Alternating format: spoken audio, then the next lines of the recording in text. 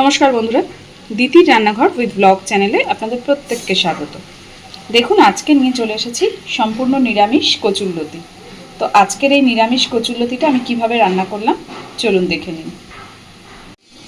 তো দেখুন বন্ধুরা, নিরামিষ কচুরলতি করার জন্য কড়াইতে দিয়ে দিয়েছি তেল। এবার আগে তেলটা খুব ভালোভাবে গরম করে নেব। এইবার ফোড়নে দিয়ে দিচ্ছি একটু কালো জিরে, দিয়ে দিচ্ছি কচুরলতিগুলো।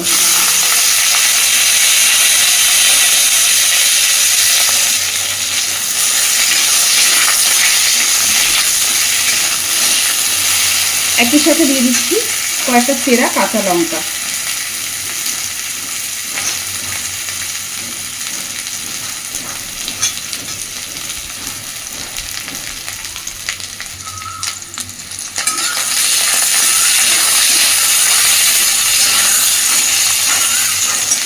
কচুরলতিটার মধ্যে এই পর্যায়েতেই আমি লবণ আর হলুদটা দিয়ে দেবো। তো প্রথমেই দিচ্ছি পরিমাণ মতো লবণ,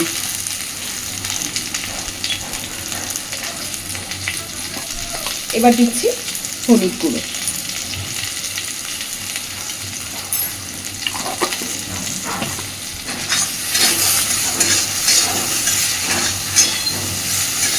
সুন্দরভাবে নেড়ে চেড়ে মিনিট 2-3 সময় নিয়ে কচুরলতিটাকে একটু ভেজে নেব।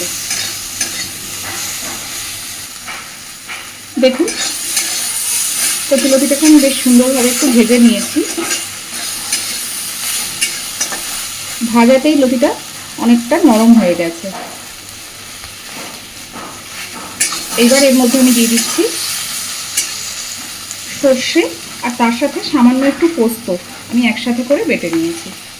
এখানে চাইলে আপনারা একটু নারকেলেরও ব্যবহার করতে পারেন।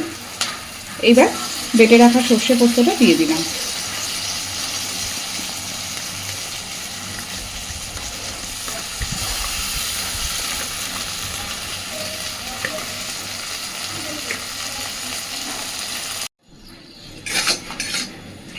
তো সর্ষে বাটাটা দেওয়ার পরে এই বাটিটা ধুয়ে আমি দিয়ে দিচ্ছি অল্প একটু জল, কারণ সর্ষে দিয়ে না হলে তিতো হয়ে যাবে।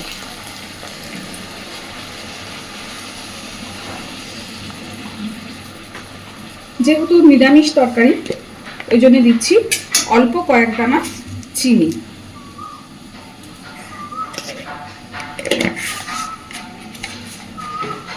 খুব সুন্দরভাবে এবার সবকিছুকে মিশিয়ে দেব।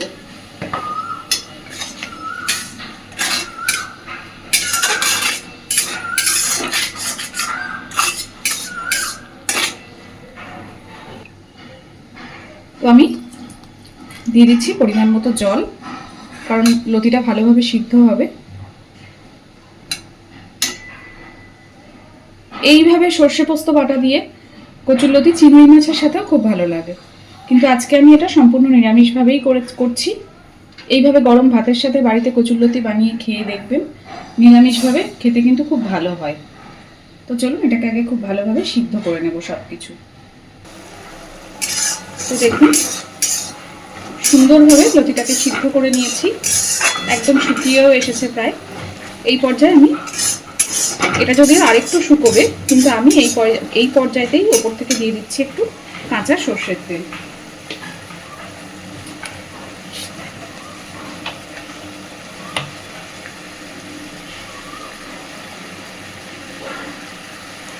এই কাঁচা সর্ষের তেলটা দেওয়াতে এই রান্নাটার স্বাদটাই সম্পূর্ণ পাল্টে যাবে।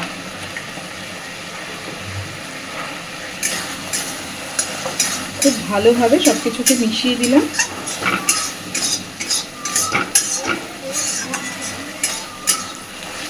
খুব ঝটপট এইভাবে রান্না করলে নিরামিষ কচুরলতিটা খুব ঝটপট হয়ে যায়। এবার আমি গ্যাসের ফ্লেমটাকে অফ করে দিচ্ছি। তো আজকের আমার এই নিরামিষ কচুরলতিটা আপনাদের কেমন লেগেছে আমাকে অবশ্যই জানাবেন, আর এইভাবে প্লিজ বাড়িতে ট্রাই করে দেখবেন। আর প্লিজ আমার চ্যানেলটাকে লাইক, শেয়ার এবং সাবস্ক্রাইব করে আমার পাশে থাকবেন। ধন্যবাদ।